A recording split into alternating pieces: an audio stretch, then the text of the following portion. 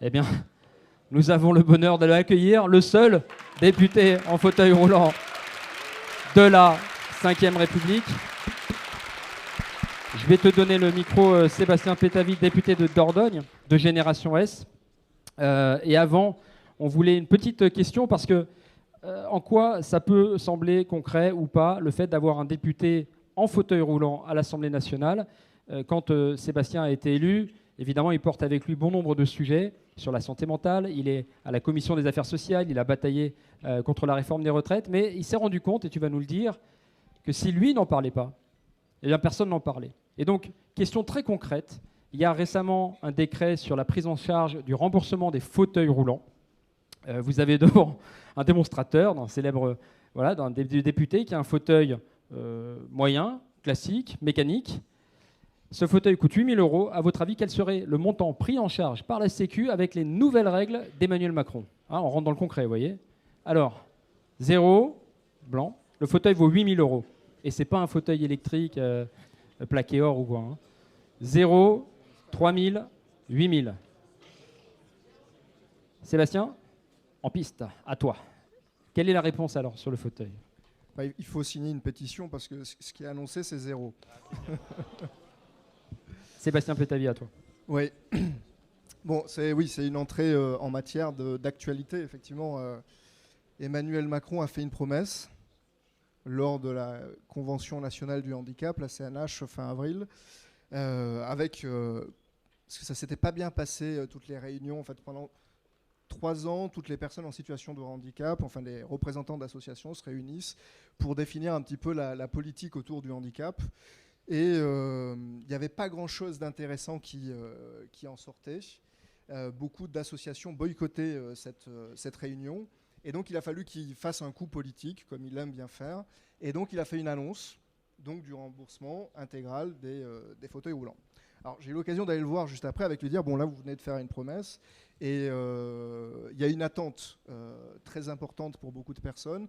Et il va falloir la tenir. Là il m'a dit, grand seigneur, je tiens toujours mes promesses.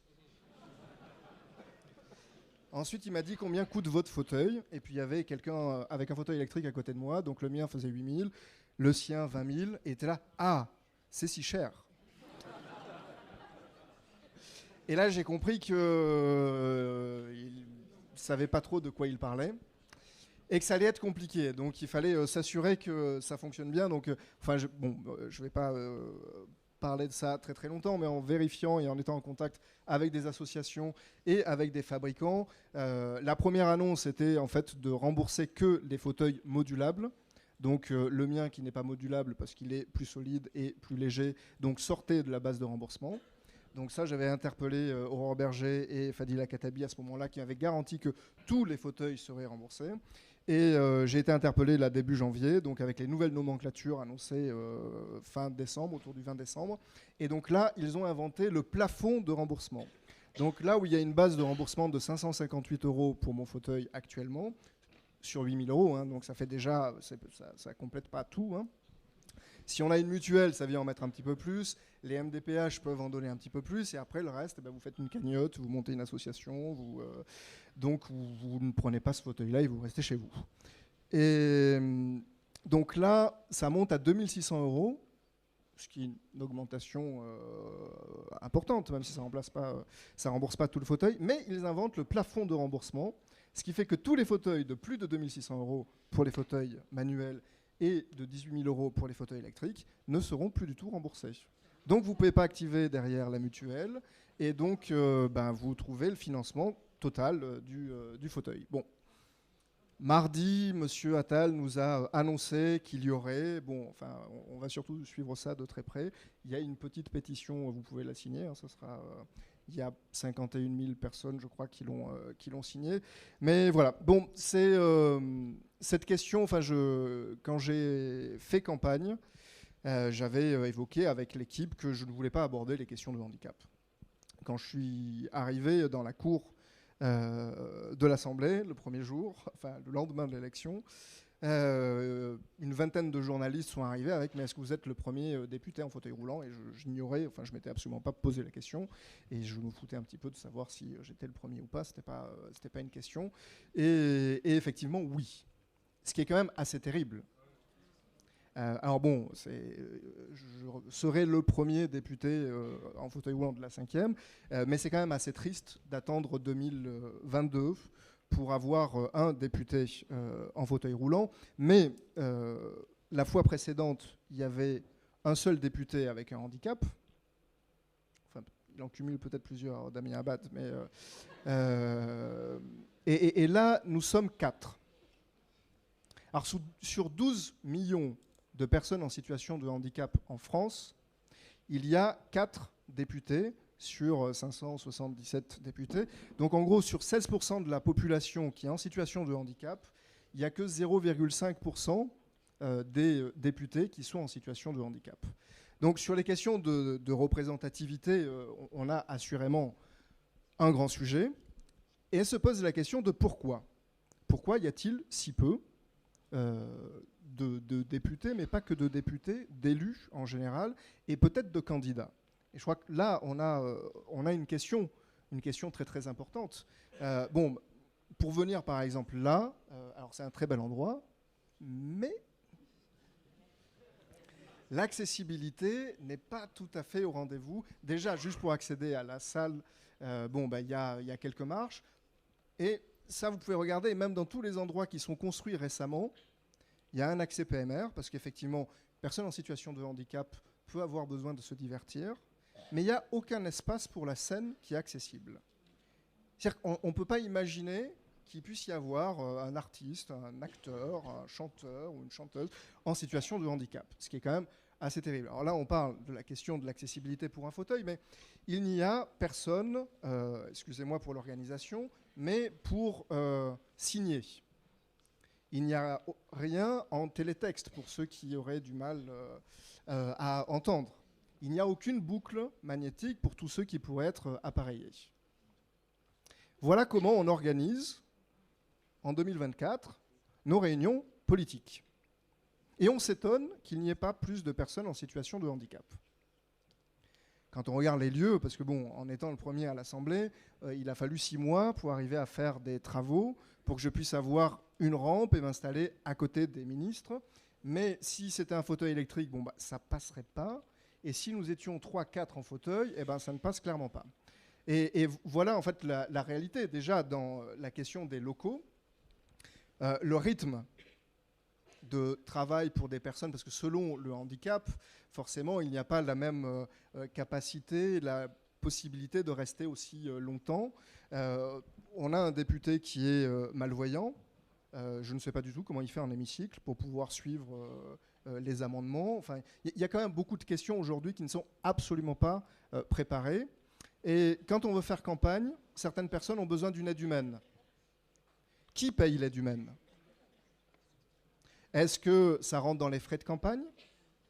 Si c'est le cas, est-ce qu'on augmente un plafond ? Mais en fait, toutes ces questions aujourd'hui ne sont pas réfléchies. S'il y a besoin de matériel particulier, en fait, ça n'existe pas.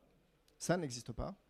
Et quand on est élu, et là je pense à une camarade, Odile Morin, qui est élue dans l'opposition à Toulouse, et qui, elle, est autiste et en fauteuil roulant électrique, et qui a besoin d'une aide humaine.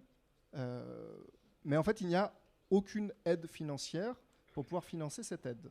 Donc, c'est sur son indemnité et sur son argent propre qu'elle finance donc une personne, cette aide humaine qu'elle peut avoir, qui normalement est là pour l'accompagner pour ses besoins au quotidien, et donc là doit venir sur son mandat, et ça dépend en fait de la majorité. Donc c'est la majorité qui doit décider de s'ils attribuent ou pas de l'argent.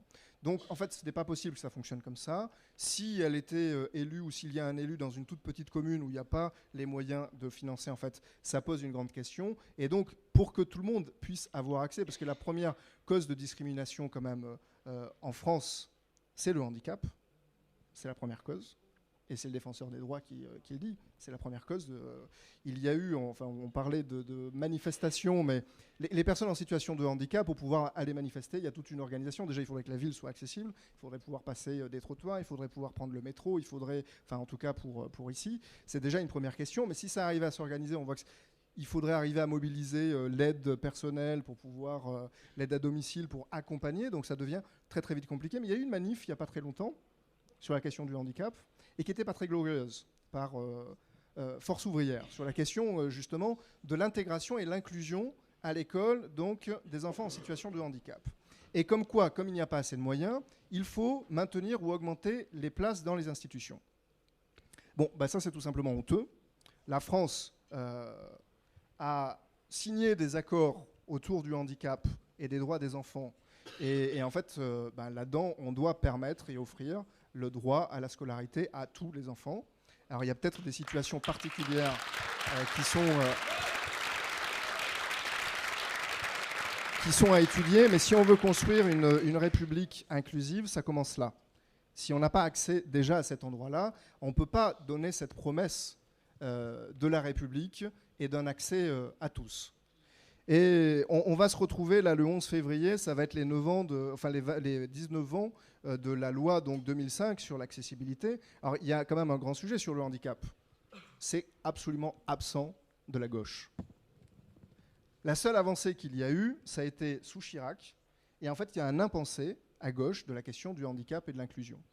La France est condamnée par l'ONU sur justement le non-respect des droits et des libertés. Et en fait, on n'a rien de pensé là-dedans. Ce qu'il en est des institutions aujourd'hui qui accueillent tous les types de handicap, il y a je ne sais combien de condamnations, il n'y a aucune réflexion de ce côté-là. Quand on regarde ceux qui travaillent en ESAT, il n'y avait même pas le droit de grève en ESAT. Donc on voit qu'il y a là-dedans, sur cette question-là, un retard terrible. Quand on voit que la loi de 2005, qui permettait de se projeter sur une accessibilité, quand on voit ce qu'il en est aujourd'hui, métro de Paris, ligne 14, merci, au revoir. 2 lignes de train de nuit ont été ouvertes là en 2023, en décembre. Paris-Aurillac, Paris-Berlin, pas un seul wagon accessible pour les fauteuils roulants. Donc voilà où on en est aujourd'hui. Je crois que peut-être une des étapes, ça serait de pouvoir inscrire dans la Constitution l'accessibilité universelle. Et que l'on puisse peut-être, quand c'est inscrit, et peut-être que l'on puisse avoir cette règle-là, que ce soit au Sénat et à l'Assemblée, mais on voit que la question de l'écologie, et que l'on puisse, à chaque fois qu'on étudie un texte, mesurer l'impact que ça peut avoir pour la planète. Je crois que c'est essentiel que l'on arrive à intégrer la question de la santé. Et si on avait eu, pour les retraites, les mesures d'impact sur la santé et sur l'espérance de vie en bonne santé, le texte, il n'est même pas présenté, en fait. Mais ce serait bien qu'il y ait aussi des choses sur les questions du handicap et que l'on puisse voir, parce que quand on voit que la plupart des sites du gouvernement ne sont pas accessibles sur Internet pour les malvoyants, par exemple, en fait, les choses deviennent très, très difficiles. Et si on devait mettre ça comme condition, en plus de l'accessibilité universelle, je pense qu'on aurait un grand pas pour pouvoir permettre à tout le monde, effectivement, d'exercer sa pleine citoyenneté. Merci. Merci beaucoup, Sébastien Pétavy, député de Dordogne. Extrêmement concret. Et évidemment, soutenez sa mobilisation sur change.org. La pétition s'appelle « Fauteuil roulant ». Monsieur Macron, tenez votre promesse.